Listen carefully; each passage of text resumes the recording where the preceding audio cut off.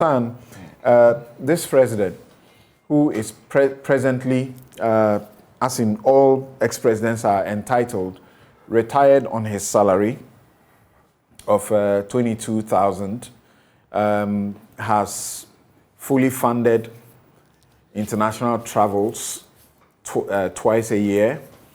He's got a fully furnished office space with accommodation and communication tools with 4 staff. He's got free medical care. I don't know if they use that because the system itself, they create it for us, not for themselves. Security, he's got 2 personnel with cars. He's got 2 chauffeur-driven vehicles, and these are going to be changed every 4 years. Then he's got accommodation, or is paid 9,000 plus monthly. You understand that what he's saying is that he's going to scrap this, or what is he going to do about it when he says he's going to work on that thing? Well, Samson, I think that the message is good, but the messenger is a wrong messenger. Why? Samson, I wonder, and I'm happy you asked my senior colleague if he trusts what he's saying. No Ghanaian trusts former President Mahama on this matter, except his own NDC people who trust him. Why? He happens to choose an occasion where his NDC people were only chanting and excited, but not to interrogate the man and interrogate the issues. He has an opportunity. If indeed he means what he's saying, he has an opportunity to demonstrate to Ghanaians.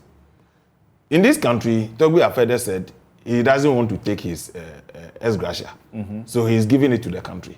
And you want to be president again, and you are enjoying the benefit of Article 71 office holders, you want to scrap. So the best test for you is to surrender it. Then we can trust you. He has a staff with him, and I'm not surprised one of his former executives said he's a retired president who's enjoying all the benefits. So if they lose the next election, he doesn't bother, he doesn't care. You are enjoying all these benefits. He's the biggest beneficiary of Article 71 beneficiary in this country, in the history of this country.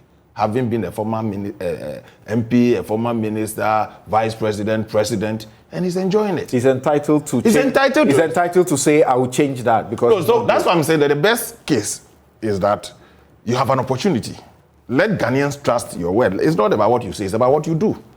So now he has an opportunity. He's enjoying it. If indeed he wants to scrap it, then he should surrender all the entitlement he's getting. Do you recall he attempted it? I don't. He should put it in. I mean, this actually not the first time he's talking about it. Wait, in 2015, you recall that he tried to rally organized labor. He tried to rally.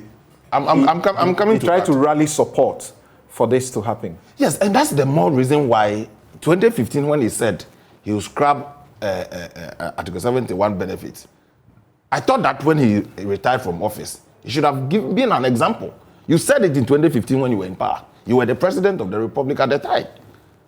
And you were rallying support. So at least, if you didn't even get the support as it were, your decision, your personal decision.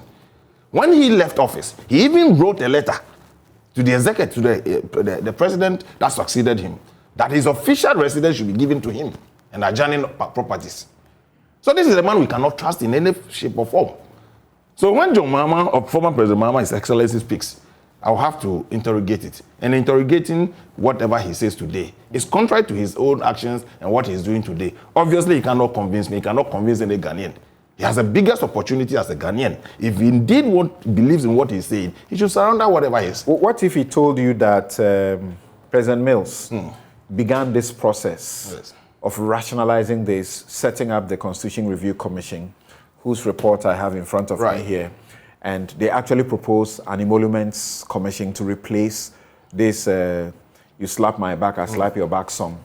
And then they try to implement it. Where's the white paper? In the process, they accepted it. In the white paper, they accepted it. Right. They tried to implement it. In the process, there was a court case which dragged until around 2015 when the ruling came from Professor Kweku Asah. And then the minority then also opposed it. the implementation? If he says, this is my commitment. Yeah, so I'm saying that, look, you can have an opposition to everything. Today, I've cited Togbe Afede as an example. If Togbe Afede says, if I become a president of this republic, I will not take salary or ex gratia, Ghanaians will trust him. But you are a beneficiary. Even this month, your salary and a monument will go. You are keeping it and you are telling us when you come. When you had even started this in 2015 when you were the president.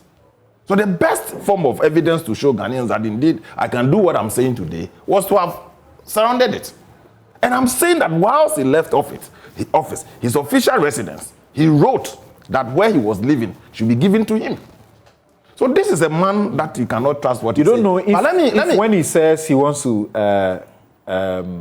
rationalize it, you don't know the extent to which... So he will rationalize in minus himself, if that's what he's saying. No, I'm saying you don't know the extent to which he intends to rationalize. Whether the rationalization will affect that if you finish serving your term as a president, you should not be entitled to a residence or an office. But that is what I'm saying, that if you believe in what you are doing, you are a living testimony.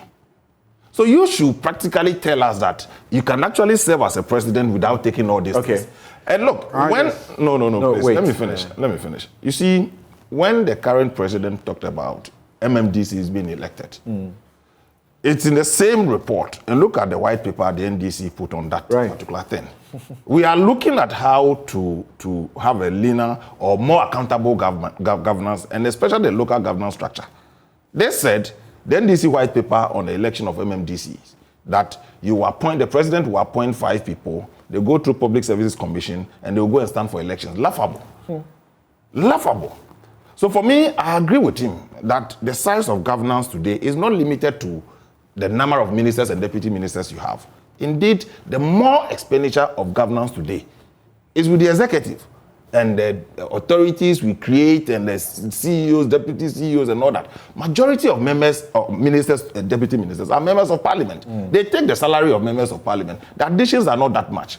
So that one, anybody can do, and that becomes a propaganda thing. He should go beyond that, surrender all his entitlements today, let Ghanaians have some confidence in him, and of course, tell us, the CEOs, the deputy CEOs, that the Act of Parliament has prescribed how many CEOs and deputies you should have. Most of the agencies of state today are in laws.